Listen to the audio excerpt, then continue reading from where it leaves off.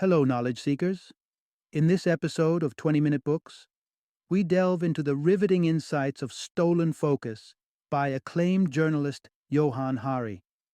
This illuminating work explores the modern plight of our diminishing attention spans, a pervasive issue that the author himself grapples with amidst the constant pull of Twitter and the voracious appetite for online news. Journey with us over the course of 3 years as Hari dives deep into the collective attention crisis gripping the world, dissecting the multitude of ways, from the snares of social media to the relentless drive for productivity, that our focus is being systematically eroded. More than an expose, Stolen Focus challenges us to ponder the dire question: can we reclaim our hijacked attention, and if so, how?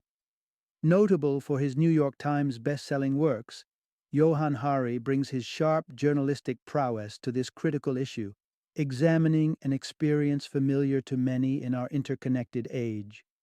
The narrative is as engrossing as it is urgent, translating into 38 languages and reflecting the global concern for this phenomenon. This episode is tailored for individuals who sense that their concentration isn't what it once was. Those who wrestle with ever-expanding to-do lists, yet find their productivity wanting. And yes, even for you, who might be scrolling through your phone as you listen to this very sentence. Join us as we explore potential solutions to claw back the precious resource that is our attention in Stolen Focus.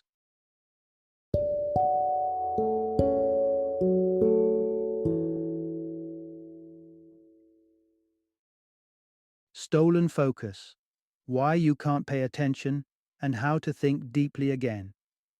Introduction: The Elusive Art of Concentration in a World of Distractions.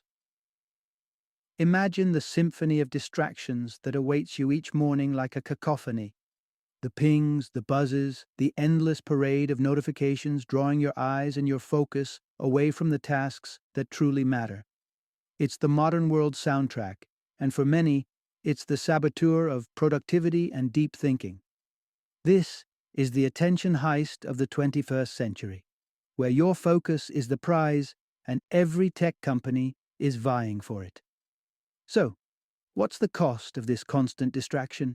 And more importantly, can we reclaim our ability to engage deeply with the world around us? Author Johann Hari plunges into this conundrum in his book Stolen Focus, investigating why our attention feels so fractured and what can be done to mend it. Lock the doors of distraction and join me in exploring the labyrinth of our wandering minds, a journey that will uncover surprising truths and offer a beacon of hope for a more focused future. Through this narrative, you will uncover the siren call of social media platforms that are engineered to fragment your attention. What lessons from 1950s animal behavior studies tell us about our quest for digital validation? The paradoxical theory that less time on the clock could lead to greater collective focus and output. Part 1.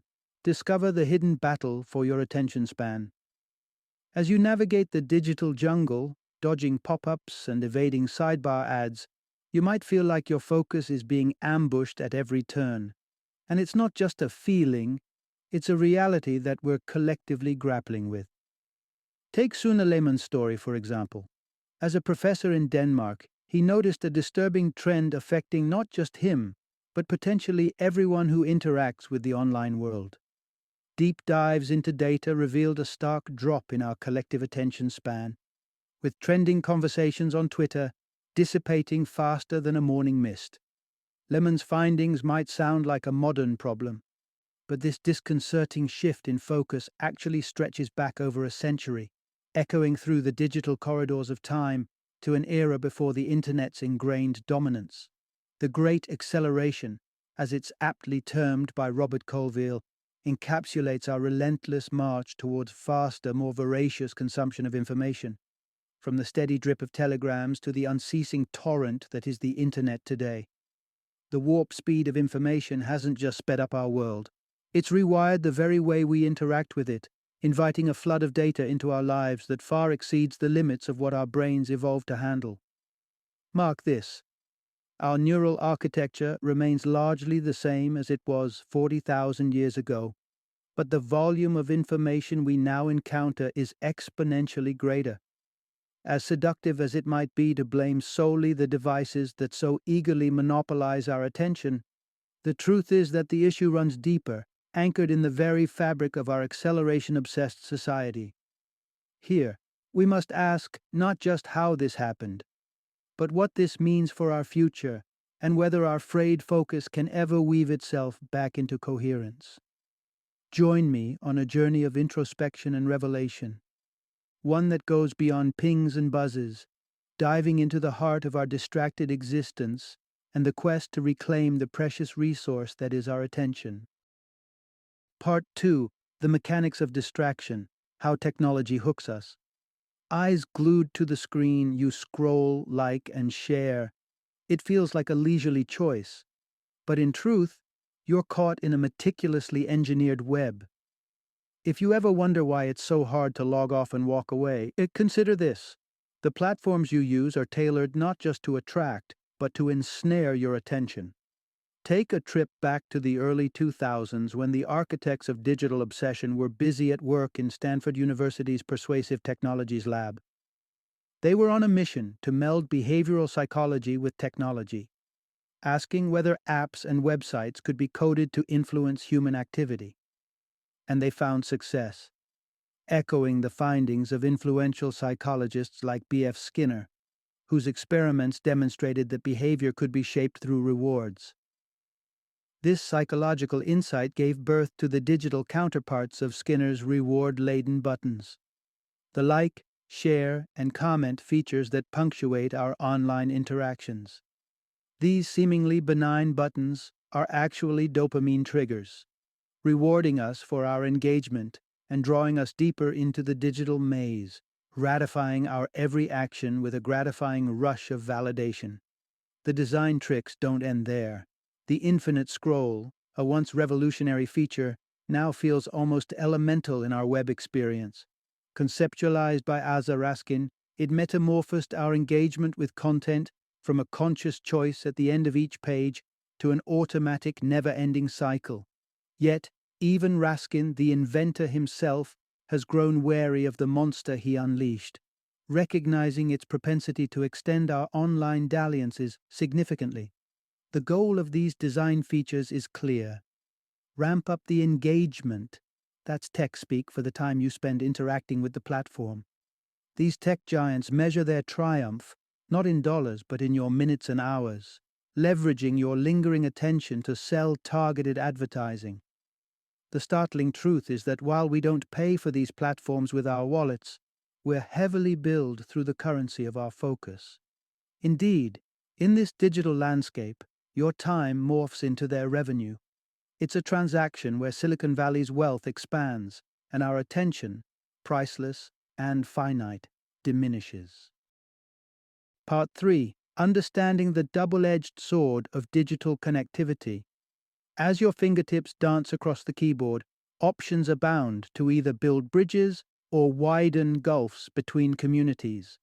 Social media, this vast expanse of interconnected digital landscapes, has the capacity for both remarkable unity and unsettling division. While it's true that platforms like Facebook can amplify voices and foster social movements, they've grown equally proficient at fanning the flames of outrage and discord. Take, for instance, the dramatic story unfolding within the crowded spaces of Brazil's favelas, where police brutality is rampant and the outcry for justice is heart-wrenching. Raul Santiago's Facebook page, Coletivo Paporeto, turned into a beacon of hope for the oppressed by shedding light on the atrocities committed by law enforcement. Ironically, the very same platform played a significant role in the election of President Jair Bolsonaro, whose divisive campaign fed upon the undercurrent of fear that social media algorithms skillfully exploit. The crux of this paradox lies with the algorithms that guide your gaze as you scroll infinitely through your feed. These aren't benign, neutral calculations. They're fine-tuned engines designed to sustain your gaze and stoke emotional responses. capitalizing on a potent psychological pull known as negativity bias, engage you with controversy, outrage you with sensationalism, divide you with discord, and the algorithm has done its job. But while these algorithms are ethically colorblind, the ripple effects on society are vividly hued with division and radicalism. This programming erodes the fabric of collective focus and shared concern. Where once societies could rally around protecting the ozone layer, the fracturing of attention today muddles our collective response to the clear and present dangers of climate change. The irony is bitter. These platforms, equipped to galvanize global action, instead indulge in engineering divisiveness for engagement. Behind the curtains of these digital stages, revelations surface, such as Facebook's internal Common Ground project that confirm our worst suspicions. Algorithms thrive on division. Yet even with such knowledge laid bare, little has changed. Driven by the relentless pull of scrolling, liking, and sharing, our moments slip away, lost to the digital winds, while the world around us cries out for a united stand. In telling this tale of technological duality, we're forced to confront the harsh reality. The tools that connect us, that have the potential to champion the collective good, are the very ones undermining our ability to come together where it truly counts. We're entranced, endlessly scrolling, ensnared in a virtual cycle that slowly siphons away our power to make a real difference. Part 4. Escape the multitasking trap. Embrace the power of flow. Amid the orchestra of everyday life, your mind might be the conductor of a multitasking symphony, stirring the soup with one hand, flipping through emails with the other, all while half listening to this script. The art of juggling tasks is often celebrated as a modern-day virtue, yet beneath the surface lies a deceptive truth. We are not the master jugglers we imagine ourselves to be, but rather amateur acrobats tumbling between tasks with a graceless hustle. Contrary to popular belief, our brains weren't designed to multitask. The term itself, born in the computer labs of the 1960s, was never intended to apply to human cognitive functions. We have but a single cognitive processor. Each attempt to divide it between tasks incurs a toll. The switch cost effect. It's not just that our performance drops. Studies like the one from Hewlett-Packard show we can lose up to 10 IQ points amidst our digital juggling act. In a society that prizes busyness and productivity, we're inadvertently nurturing an environment ripe for distractions. But don't resign to the chaos just yet, for there is a beacon of hope in the world of concentration, the concept of flow. Introduced by psychologist Mihaly Csikszentmihalyi, flow is that magical state where you're so engrossed in the task at hand that time seems irrelevant and distractions melt away. It's where athletes and artists alike tap into a deep well of focus, where their craft becomes more than an activity. It becomes an extension of their very selves. To achieve flow, you must first find a task that resonates with your intrinsic motivations. It's the pursuit that must captivate you, not the accolade that follows. The challenge should be finely tuned, enough to keep you engaged, but not so daunting that surrender beckons. And vitally, you must dedicate your attention solely to the task, bid farewell to the delusion of multitasking, and welcome the undivided dedication of monotasking. High achievers across fields herald flow as the secret to their success.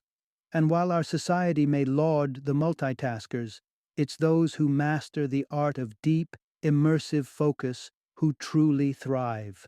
So next time you find yourself splintering your concentration, remember that the purest form of productivity and fulfillment comes not from how much we do, but from the depth and quality with which we engage with our tasks. Disengage from the multitude and delve into the singularity of flow. Your mind will thank you for the respite.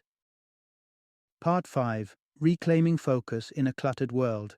It's possible to envision a future where the tangled web of distractions is unraveled and the sanctity of our focus is restored. It's not a pipe dream, But it does require more than simply flipping on the airplane mode on our phones.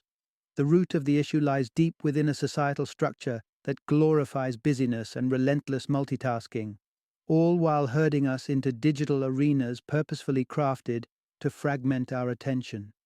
But what if the tide is turning, and the very architects of these digital distractions are now pioneering a restoration of focus? A collective renaissance of attention is budding, led by former tech insiders like Tristan Harris and Azar Raskin, who have seen from the inside the ravages of the attention economy. Their vision is a revolutionary design of social media platforms that prioritize our mindfulness over mindlessness. In this reimagined digital landscape, the infinite scroll would cease its relentless pull, the flood of rewards would ebb, and the technology that once lured us deeper into the online abyss would serve as an ally, guiding us towards our intentional goals, such as spending less time online, nurturing a new hobby, or engaging in local activism. While these visions are castles in the air for now, seeds of change are already flourishing around the world. Perpetual Guardian's shift to a 4-day workweek in New Zealand, Toyota's productivity leap in Gothenburg with shorter workdays, and France's policies to protect workers from the burnout of constant connectivity. These stories write a narrative of hope. They prove that when we rethink our approach to work and technology, we can indeed recover the lost art of deep focus. Employers are recognizing that productivity's true measure lies not in the quantity of hours clocked, but in the quality of the attention spent. When we nurture a workplace ethos that values concentration, and when we embrace initiatives that safeguard our mental health, we're not just enhancing individual well-being, we're reweaving the social fabric that holds our collective focus together. These small but significant strides across the globe serve as a reminder, a call to arms for societies to reevaluate and reclaim their attention spans. Yes, we may have stumbled into an attention crisis, our gaze fragmented by 1,000 digital shards, but as we join hands in carving out spaces for undistracted engagement, we find that it's not too late. We can focus on the task at hand, and in doing so, we can reclaim our stolen focus, piece by precious piece. Final summary. While the symphony of modern life accelerates to a frantic tempo, our capacity to focus, absorb, and reflect is being siphoned away by the minute. Yet, this epidemic of distraction isn't a spontaneous phenomenon. It's the result of a deliberate design playbook wielded by tech giants to hijack our attention spans for profit. The digital environments we engage with are not neutral landscapes, but rather are crafted, much like Skinner's button for his rats, to be bottomless wells of addictive stimulus, vying for every second of our focus. This might spell out a dire narrative, but it's not the end of the story. Change is not only necessary, but it's also already sprouting, with voices from within Silicon Valley calling for a tech renaissance rooted in mindfulness, and international examples demonstrating that reclaiming focus is not just a dream, but a viable reality. The revitalization of our attention spans demands a tapestry of systemic reforms that redefine productivity, protect personal time, and redesign technologies to serve rather than deplete us. In the final reckoning, the message is clear. The path out of this age of distraction lies in a collective awakening to the value of our attention, the recognition of its exploitation, and the concerted effort to shift from passive consumers to empowered guardians of our own cognitive resources. It is within our reach to reconstruct a world where focus is not stolen but cherished, where technology is an ally in our quest for knowledge, connection, and introspection.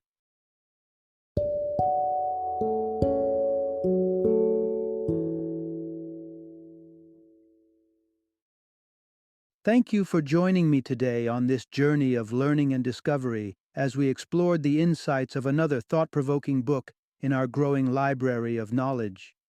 If you've enjoyed our time together, please take a moment to follow our podcast, give us a 5-star rating, and share 20-minute books with other knowledge seekers. Your support truly means a lot. Don't forget to join me again in the next episode, where we will delve into another enriching book. Until then, happy reading and happy listening.